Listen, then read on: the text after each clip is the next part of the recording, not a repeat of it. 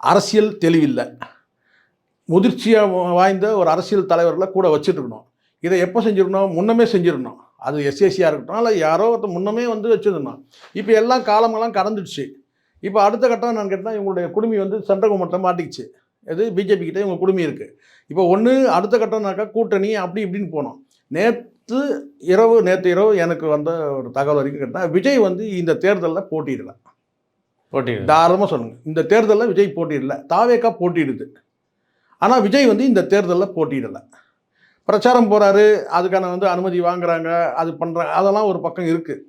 நான் அது இன்னும் உறுதியாக தெரியல. ஆனால் வந்து பிரச்சாரத்தில் ஈடுபடுறாரு. தாவேகா சார்பில் வந்து ஆன்லைன் பிரச்சாரம் பண்ணுறாரு. ஒரு சில ஸ்பாட்டில் கூட இவர் வந்து போகிறதா சொல்கிறாங்க. ஆனால் இது எல்லாம் இருந்தால் கூட 2 விஷயம் வந்து கன்ஃபார்மாக சொல்கிறாங்க. என்னென்னு கேட்டால், இவர் வந்து இந்த தேர்தலில் போட்டியிடலை.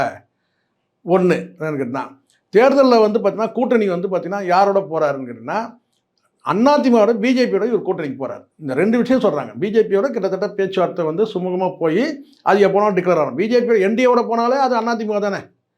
அதனால் இவர் வந்து பார்த்தீங்கன்னா தேர்தலில் போட்டியிடல, என்டிஏக்கு போகிறாரு.